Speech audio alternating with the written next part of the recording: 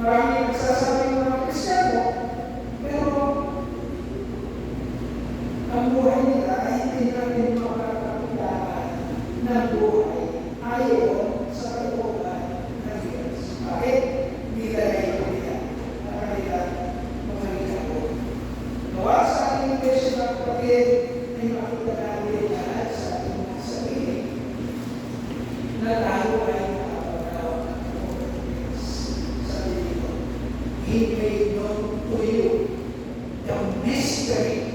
Ibubulong niya sa iyo ang sikreto niya. Sinabi nila ng Panginoon, di ba? Nagsasalita ng Panginoon sa Kristo sa mga tao na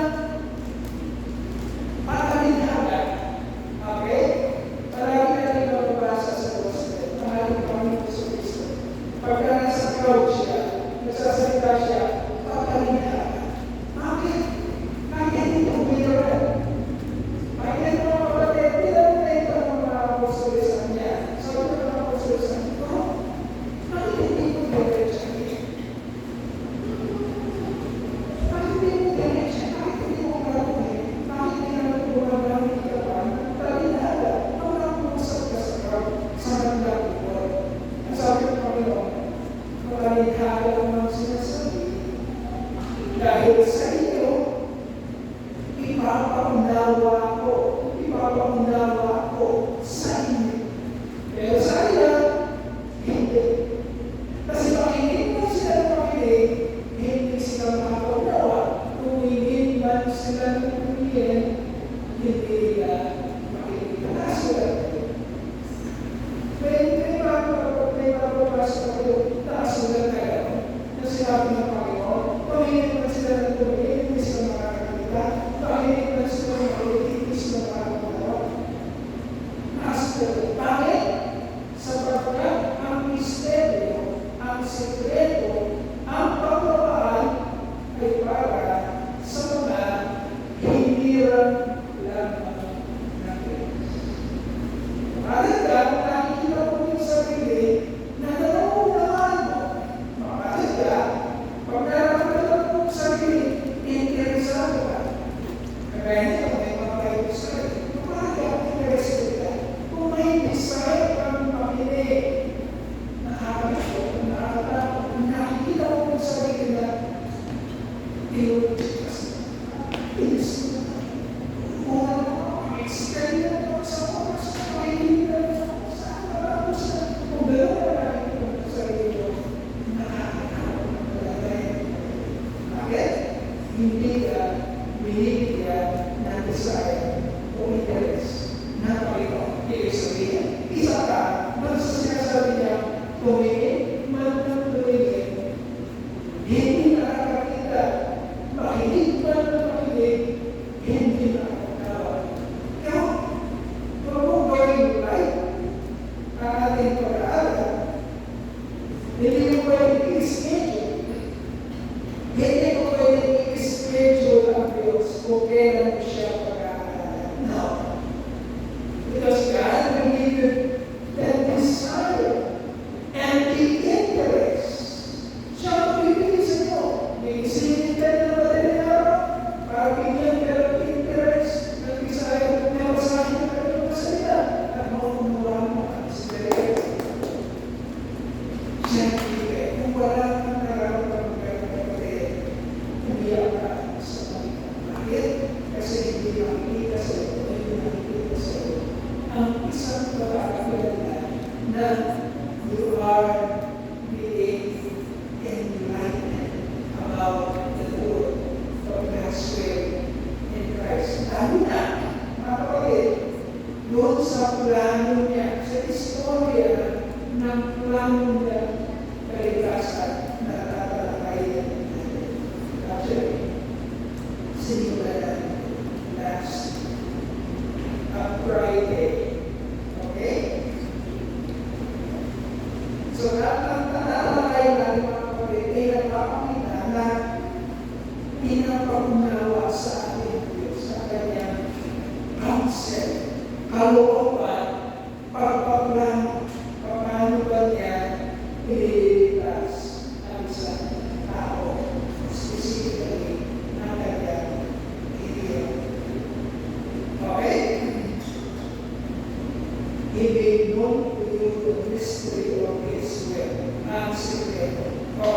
Last Friday, pinag-aralan natin, enacting from the attributes of God, the attribute of God's conditions, based on knowing, alam niya lahat, nakikita niya lahat.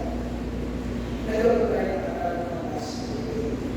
When God saw the sin in the heart of Lucifer, what else did he see? Okay? Nung makita ng ating Diyos ang kasalanan sa kahibuburan ng puso ni Satanas, hindi pa siya tinatawag ng Satanas. Nung angel siya, tawag sa kanya Lucifer. Lucifer. Lucifer.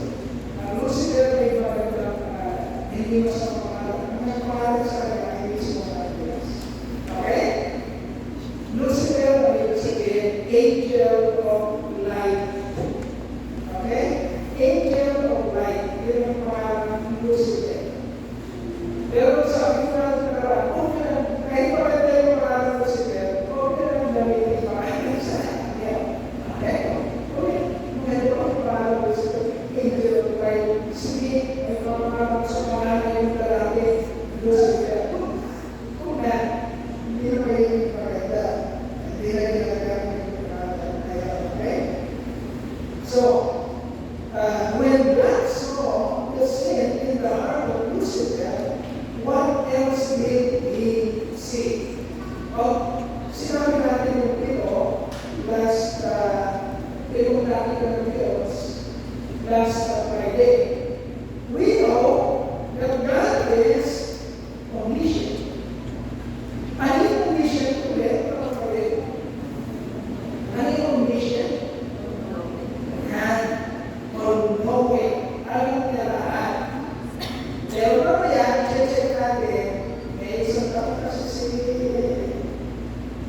A.J. sasabihin natin sa we know that God is omniscient. He is sovereign. He is omniscient. Nakikita niya ang lahat. Okay, sasabihin natin, nakita ba niya, mga kapatid, yung kasalanan ni Satanas o ni Lucifer bago likhain si Lucifer? Sasabihin natin naman, pero pupunta tayo sa ating pag-aaralan. Okay. So, tatalakay natin dalawang pinamit natin ng last Friday. Number one is, ano ang nakita ng Diyos? Ano ba ang mga nakita ng Diyos kung nakita niya ang kasalanan sa puso ni Lucifer? Tumakbo na ang kanyang omniscience. So, kung nakita niya yung puso ni Lucifer, nakita yung pride o kasalanan na yun, dahil sa omniscience na Lord, nakita niya ang mga nangyayari sa susunod. At isa sa mga nangyayari, mamamatay ang kanyang only leadership. Okay? Kasama kayo sa leadership ng Lord na hindi na maiiwasan. Kaya huwag natin sasabihin na nasa posisyon, may mga pagkasakit yan, may mga pagkakapag. Wala natin pinalikuran ng mga ang kanyang tuktok. Okay? Sabi sa mga God made him, Jesus Christ, who had no sin, to make sin for us, so that in him we, who are sinners, might become the righteousness of God. That is the divine exchange. Dahil dapat ito mapahamak, ang ginawa ng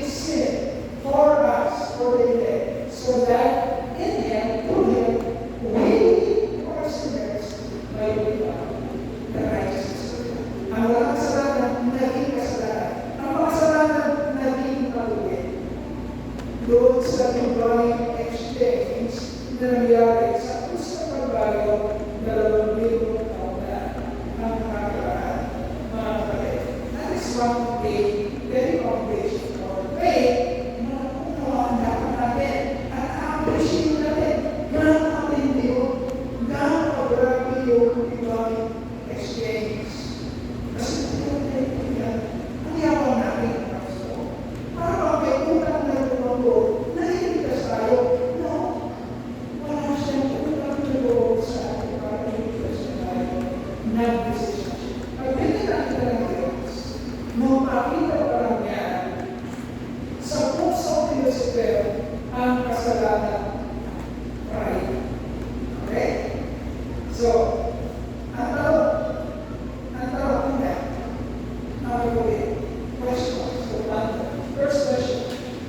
First question. Yeah.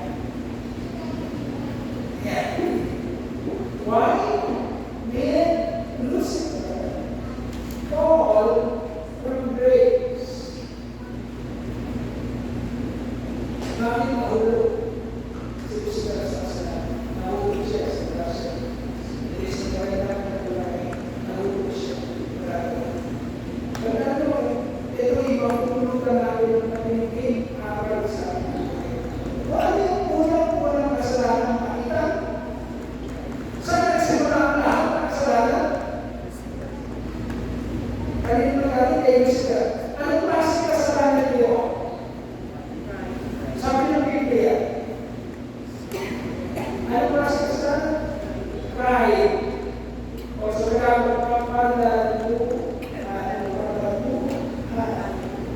pride, pagmamataas, kapag mo, yun yung unang kasalanan nila.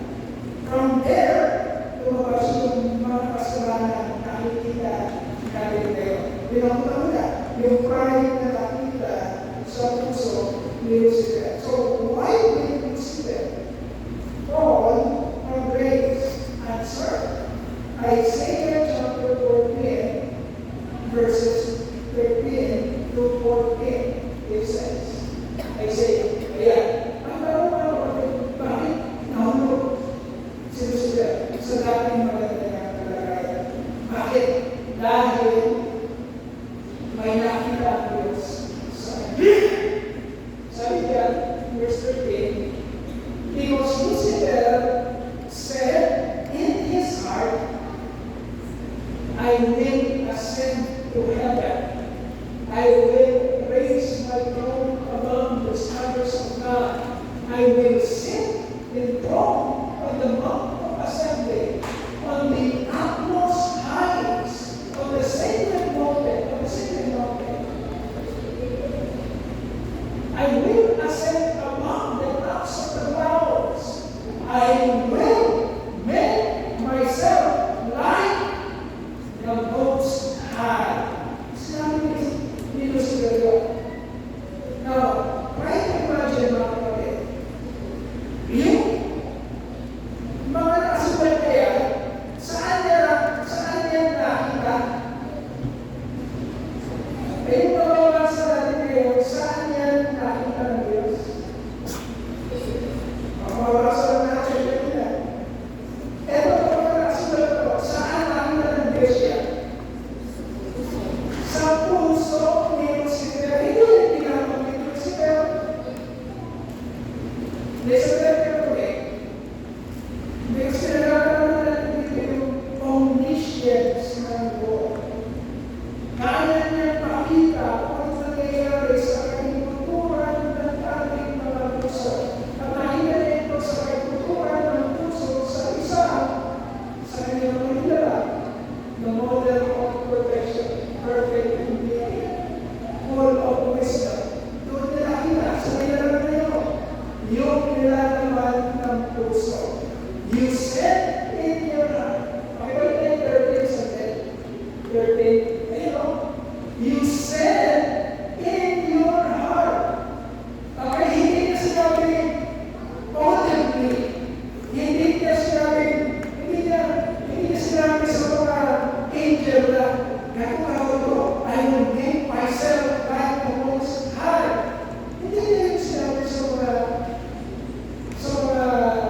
angels. Nakita yun ng Diyos sa katuturan ng puso ni Lucifer. Ingat-ingat, mga kapatid. Ingat-ingat.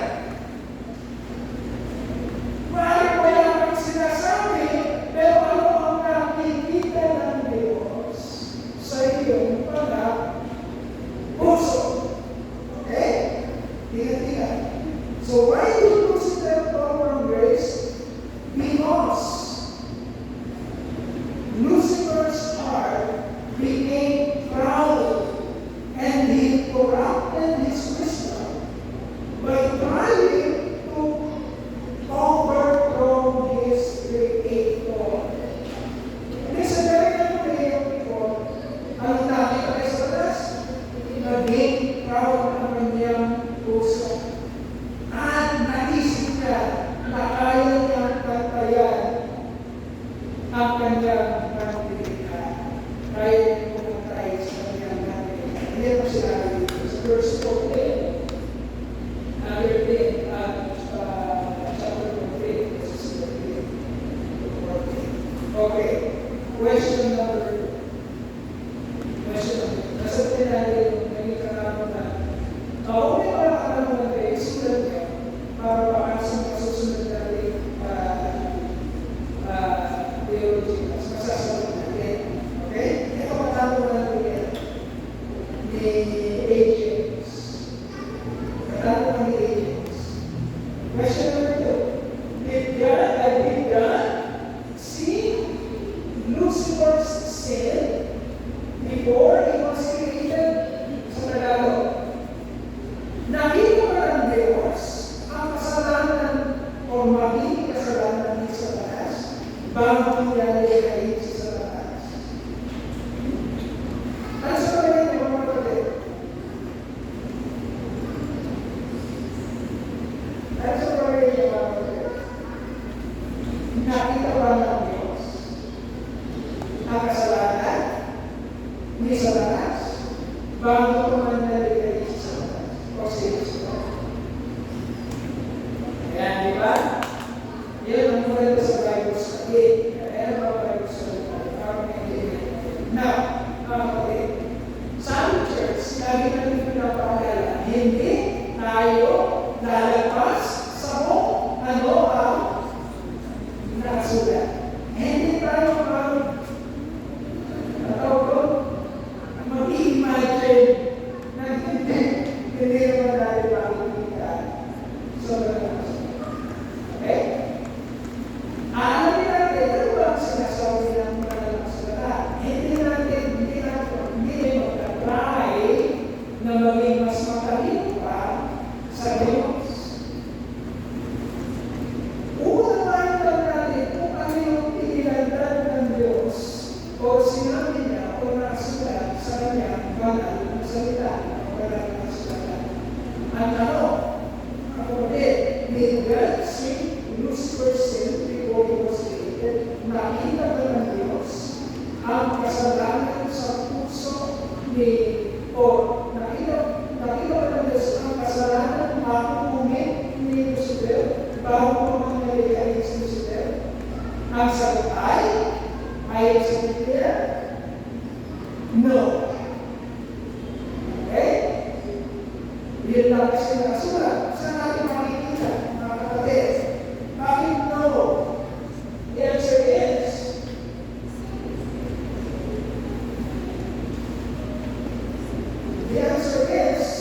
Ezekiel chapter 28, verses 14 to 15. The answer is no.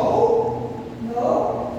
As per the scripture in Ezekiel chapter 28, verses 14 to 15, Lucifer was created blameless until the time he became proud and tried to glorify himself.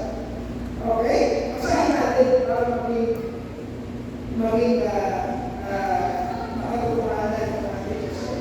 Ezekiel chapter 28, verses 14 to 15.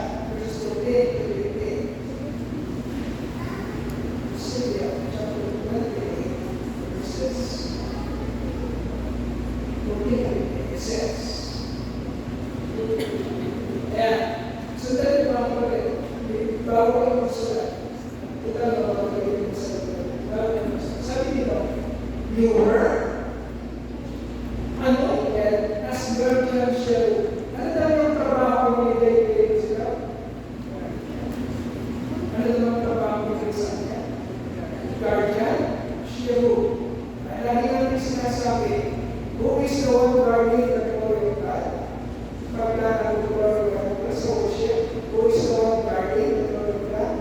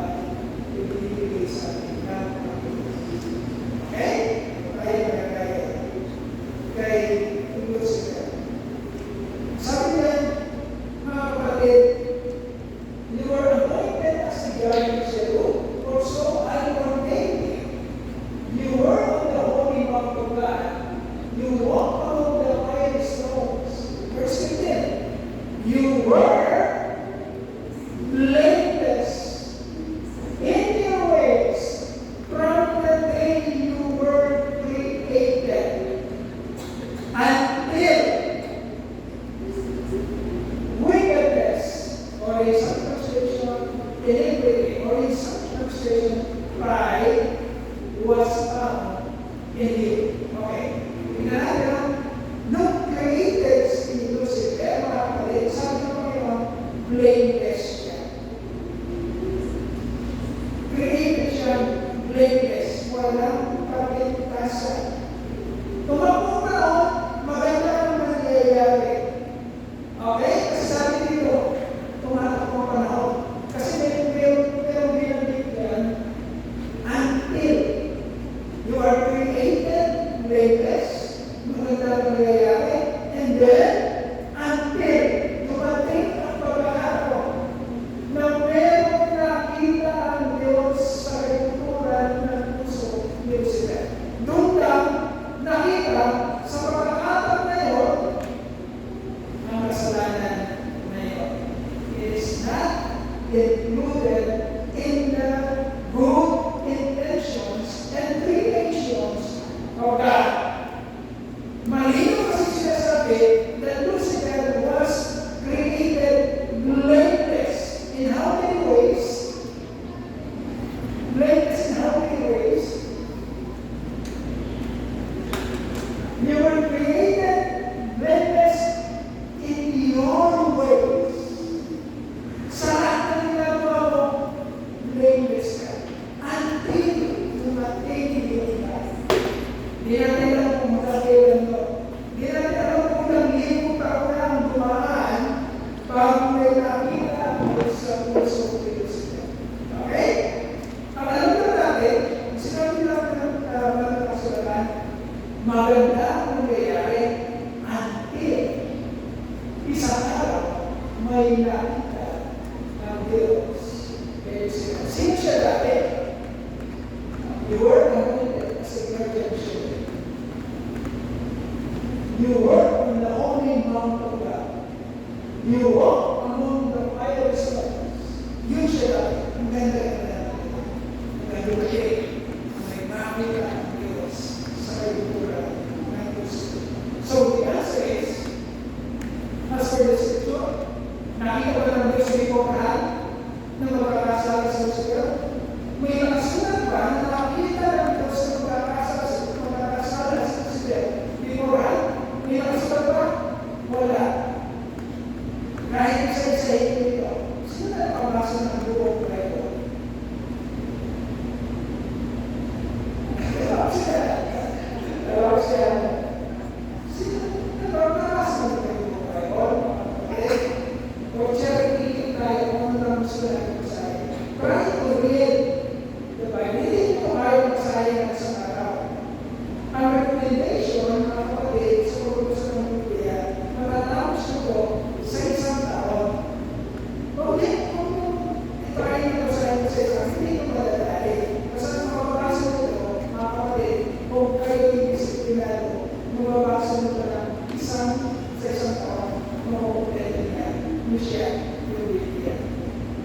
Pag binasa ng Biblia, wala kayong makikita noon na nakita ng Diyos ang kasalanan ng Diyos na bago ang kanyang dalangin.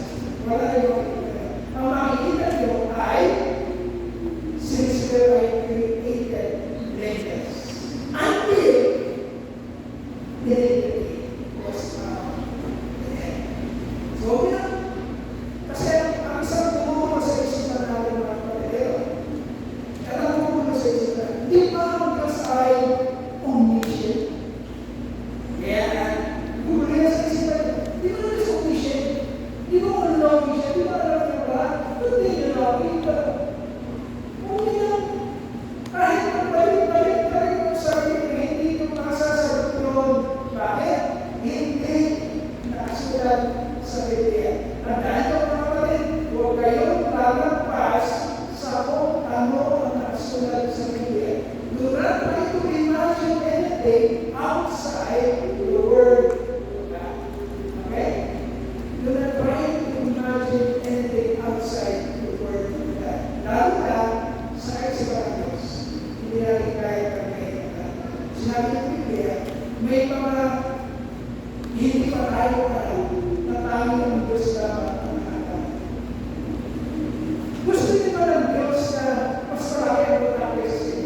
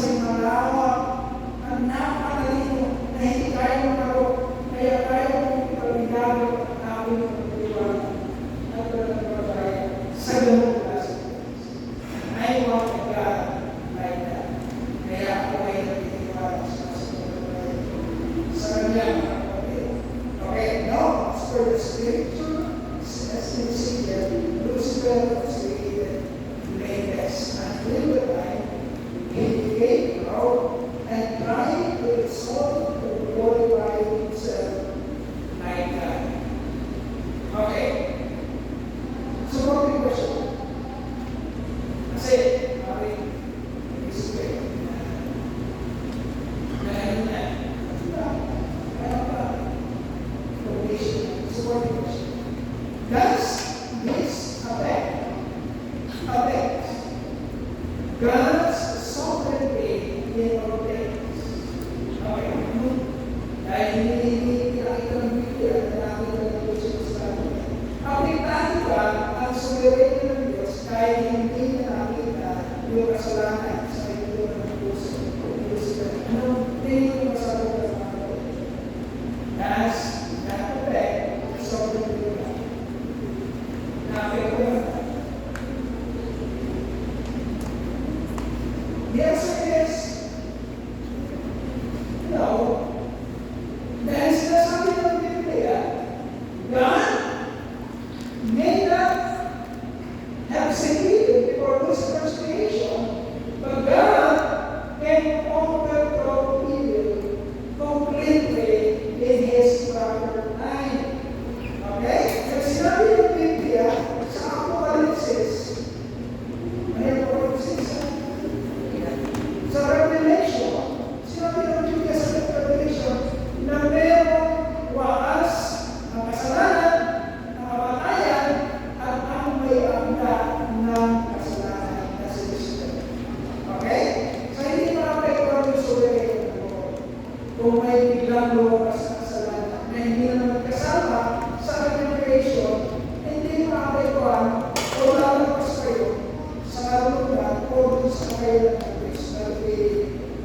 Sinabi ng Biblia, may katapusan ng kasalanan, may katapusan ng kamatayan, at may katapusan yung kahit-akda ng kasalanan na si Lucifer.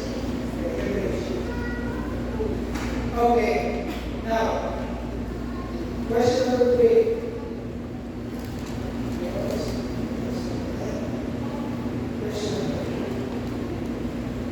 Pag-usapan natin yung next one.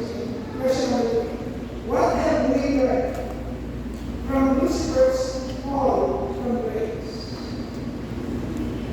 What have we learned from the sin of pride? What have we learned from Lucifer's fall from grace? What have we learned from the sin of pride? Ano natutunan natin? Answer? Answer? Lucifer cannot be brought back to repentance anymore. Why? Because his rebellion was a deliberate choice made with full unclouded knowledge of God's majesty and glory. He was the one anointed to guard that glory in Ezekiel chapter 20, verse 8. Okay. Listen muna. Mahin muna. Bago tayo magsulat. Bakit hindi na makakaulit sa sinabi niya ng bagay? Bakit? Dahil wala namang nakatago kay Lucifer sa langit. Alam na niya, hindi naman nakatago sa kanya ang glory ng Lord. Okay? Pero, kahit na lubos na kanyang pag-aunawa ang sa Diyos, nakuha pa niya mag-repente sa Diyos. Okay? Diba ang kalagayan natin kay Lucifer? Si Lucifer, nandun na siya sa langit. Nakikita na niya, kilala na niya kung sino ang Creator. Nakuha ko niya, mag-repente. Okay? How long pride? Ito kapatid, kapatid. At dito tayo ma-overwhelming na kailangan maintindihan natin, kapatid. How about the sin of pride? Anong pride? Pride? Listen,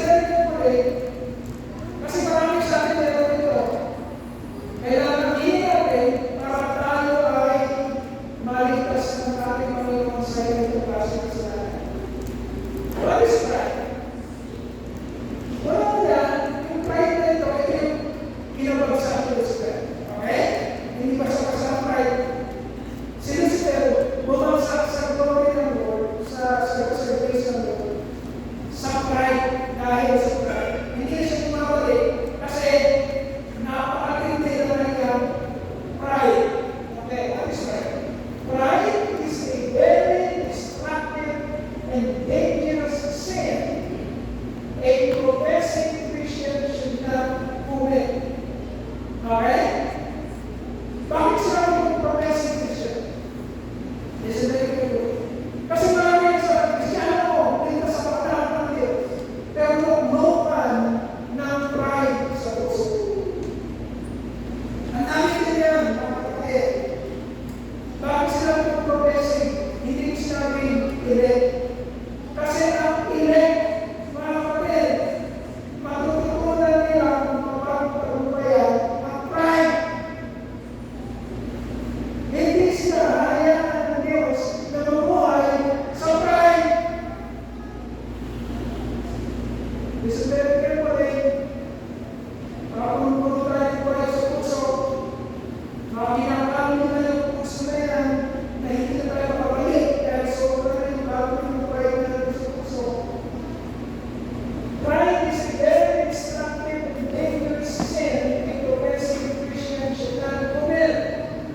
Once committed, the Bible warns that repentance may be impossible to obtain anymore. Okay? Parang sa Satanas. Tandaan natin, ang pride hindi para sa mga elect. Hindi magkakaroon ng sarili. Kasi meron silang price tag, pag-iwanan natin mamaya. Okay? Ang hindi elect, mahuhulog sila sa pride. Bakit? Kamukha nila sila. Si Satan. Revelation chapter 13 verse 8. Revelation chapter 13 verse 8 says, all inhabitants of the earth. Ilan daw? Pag sinabing all inhabitants of the earth, mula sa panahon ni Adan, hanggang sa lulong panahon, all inhabitants of the earth will worship the beast. Those whose names have not been written in the Lamb's book of life. That the Lamb of God since the creation of the world. So Revelation chapter 13 verse 8. Revelation chapter 13 verse 8. Pagkakit, mga kapatid, nahanap ng nabubuhay sa mundo. Isa lang naman nila, they will worship the beast. Ano yung sabihin? Sino yung beast? Si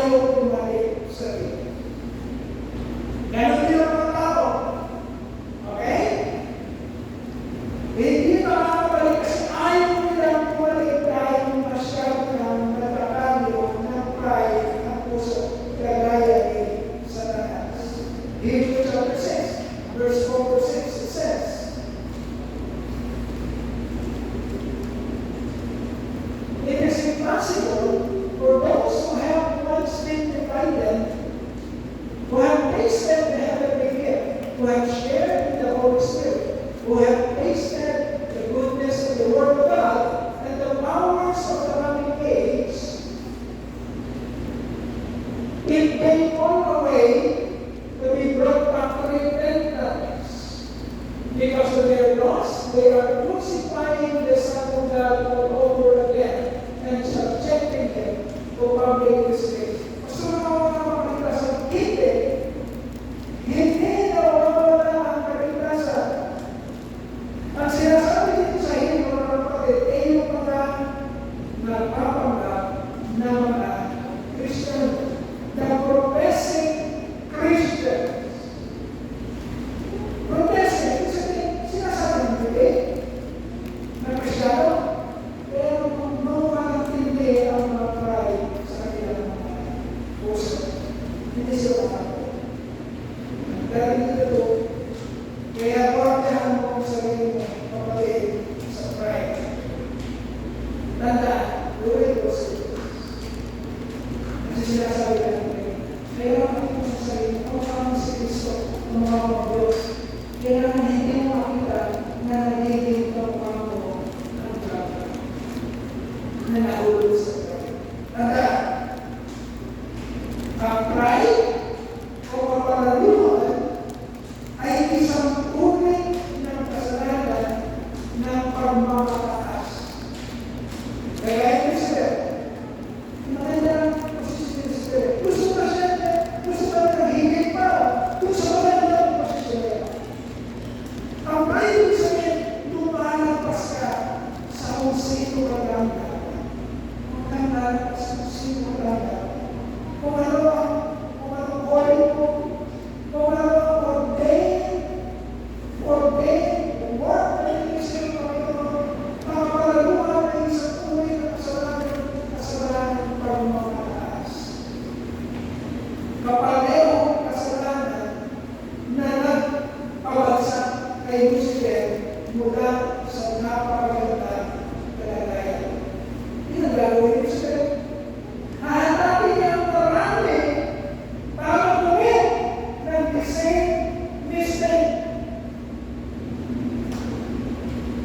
Hahanapin niya ang maraming gagawa. Isa lang ang kanilang common denominator, pride. Masyadong ma-pride. Kung ang isang napakalapit sa Diyos, isang napaka-espesyal na nilalang ay hindi pinalagpas ng Diyos, sino aga? Sino ba tayo na magmamalaki at hindi susuko sa Diyos? Kung si Lucifer, napahirap, napaka-espesyal, hindi nirespeto ng Diyos. How about us? God is not a respecter of man. He is not a respecter of man. Kung tayo susuko sa kanya, kapatid, kung patuloy tayo magkagawa sa kanyang hanggan, hindi tayo sasampuin, kagaya na nangyari kay Lucifer. Ang Diyos ba, okay?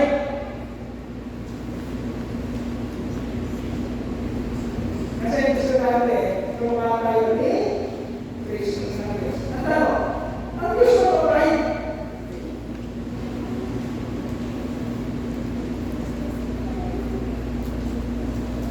Paano natin nasabi na ang Diyos ay hindi okay?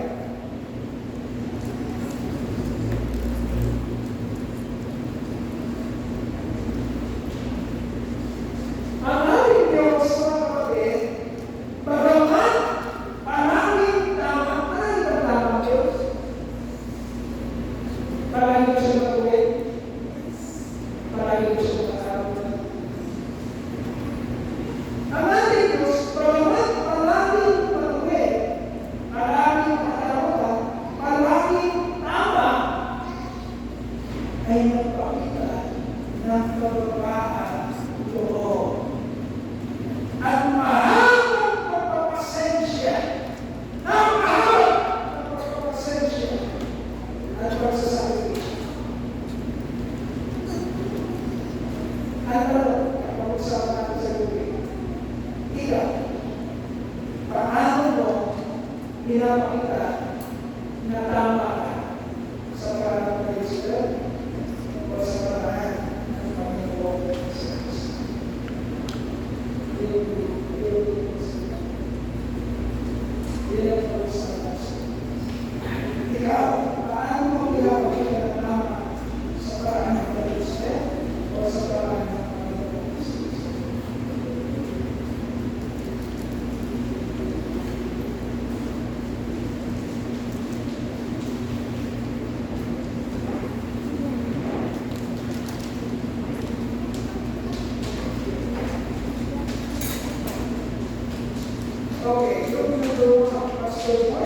Sister Hazel, Brother Marco.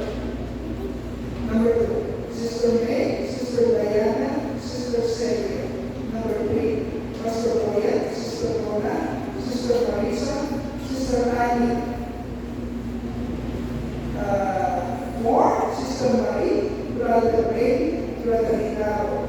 5, Sister Mia, Brother Bell, Brother Shell.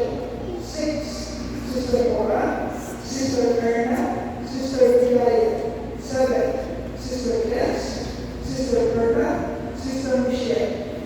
8, Sister Cecil, Brother Miguel, Sister Molly. 9, Sister Mika, Brother David, Sister Anna. 10, Sister Papa, Sister Alina, Sister Krista. 11, Sister Snoopy, Sister Mia, Sister Eileen. 12, Sister Debbie, Sister Chloe, Sister Bennett. 13, Brother CJ, Brother AJ, Brother Kyle Bennett, and Pastor Jonathan.